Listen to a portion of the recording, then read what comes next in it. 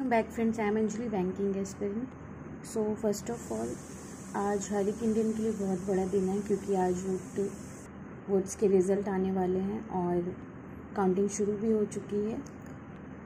Being student हमें उतना फ़र्क ये नहीं पड़ेगा कि कौन सी पार्टी जीत रही है या कौन सा पर्सन है, बट हमें यहाँ पे फ़र्क ये पड़ेगा कि जो भी पार्टी जीते वो हमारे फेवर में क्या करती है, वो अनएम्प्लॉयमेंट के लिए क्या करती है, इकॉनमी के लिए क्या करती है। तो बीइंग अ स्टूडेंट हमें वो मैटर करना चाहिए, बाकी कौन सी पार्टी है वो इन सारी चीज़ों में उलझना नहीं चाहिए। और एट द एंड जो भी रिज़ल्ट आता है, रिज़ल्ट बस फेवर में आना चाहिए, स्टूडेंट्स के फेवर में आना चाहिए, फार्मर्स के फेवर में आना चाहिए। ओवरऑल एक डेवलपिंग कंट्री को डेवलप बनाने में जो ज़्यादा केपेबल हो वही इलेक्ट होना चाहिए।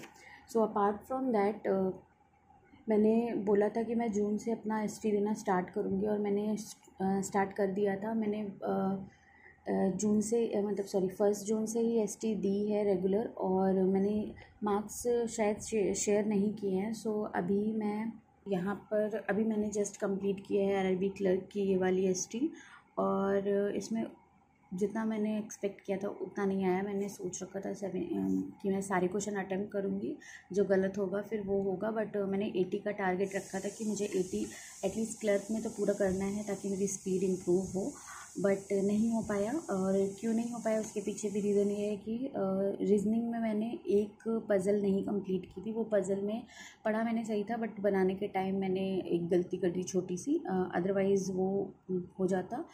और मैथ्स में एक क्वेश्चन नहीं आ रहा था, दो क्वेश्चन नहीं आ रहा था, तो वो दो क्वेश्चन आ नहीं रहा, क्या मतलब टाइम कंज्यूमिंग था आई गेस। सो इस वजह से मैंने छोड़ा।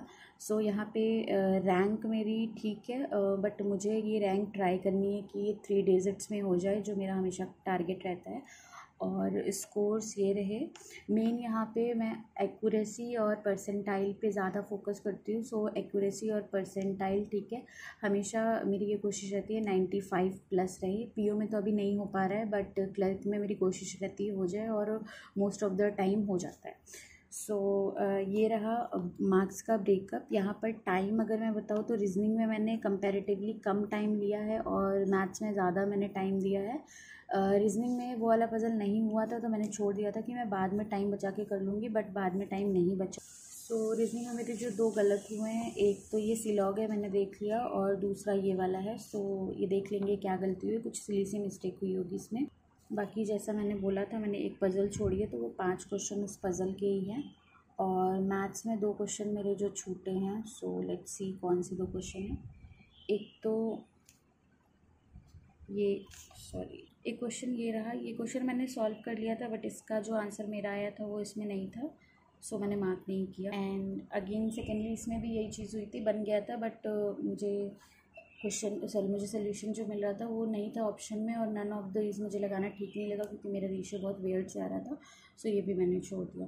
सो ये तो हो गया आरआरबी क्लर्क का। मैं पीओ का भी बता देती हूँ जो मैंने कल अटेम्प्ट किया।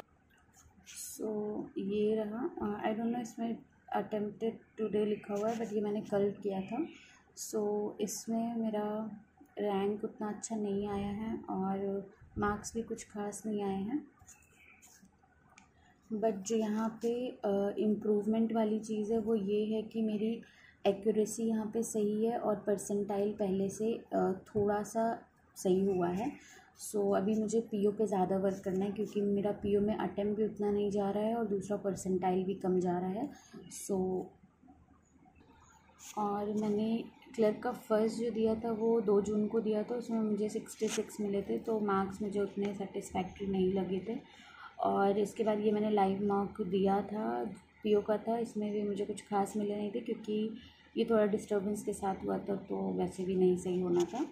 सो ये अभी तक का मैंने 1 तारीख से इतना ही किया है। सो ये मैंने 1 जून को दिया था, ये गाइडली का था, इसमें मैंने कट ऑफ नहीं क्लियर की थी और मार्क्स 50 प्लस आ रहे हैं। सो अभी इसके पहले जब मैं कर रही थी तो 50 से बिलो रह रहे थे, बट अभी 50 प्लस आया और एक्यूरेसी भी इम्प्रूव की है। अगेन यहाँ पे भी वही सेम प्रॉब्लम परसेंटाइल वाली। सो परसेंटाइल मेरे कम रह रहे हैं पीओ में, और अभी वही एक मुझे लग रहा है कि इशू रह रहा है पीओ के लिए, मुझे परसेंटाइल इम्प्रूव करना होगा, अदरवाइज़ फिर बहुत मुश्किल हो जाएगा। और इसके अलावा मैंने बोला था कि मैं सीजीएल की भी अल्टरनेट पे दूंगी, बट अभी तक मैंने सीजीएल की एक भी नहीं दी है। लास्ट जो मैंने बताई थी वही मैंने दी थी। सो आज मैं ट्राई करूँगी कि मैं सीजीएल की अटेम्प्ट करूँ, बट अभी आज शायद मुझे टाइम नहीं मिल पाएगा। सो आई ट्राई, अगर पॉसिबल होगा तो और जो भी स्कोर आएगा मैं उसको कम्युनिटी पे शेयर कर दूँगी। सो दिस इज़ अबाउट एसटी, और अभी इसी तरीके से जा रहा है। सो मैं रेगुलर अपडेट नहीं दे रही हूँ क्योंकि रेगुलर अपडेट देने के लिए फिर टाइम नहीं रहता। सो बट मैं टेस्ट कर ले रही हूँ। और इसके अलावा जैसा कि मैंने बताया था रीडिंग वगैरह का, सो वो मेरा चल रहा है। एडिटोरियल मैं रेगुलर फॉलो कर रही हूँ दोनों सोर्सेज से। और वोकैब अभी मैंने ब्लैक बुक से शुरू नहीं किया है।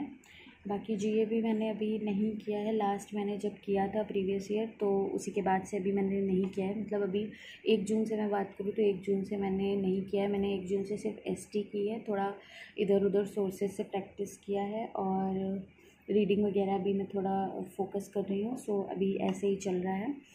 सो this is it for today, thanks for watching. और एट लास्ट रिज़ल्ट जो भी हो, बट आप सब यही प्रे करो कि एक ऐसी गवर्नमेंट आए जो हमारे फेवर में सोचे, जो अनएम्प्लॉयमेंट को कम करने की कोशिश करे। और इस बार प्राइवेटाइजेशन ऑफ बैंक को लेके कोई भी बात ना हो। And also pray for your SBI clerk result. So this is it, thanks for watching.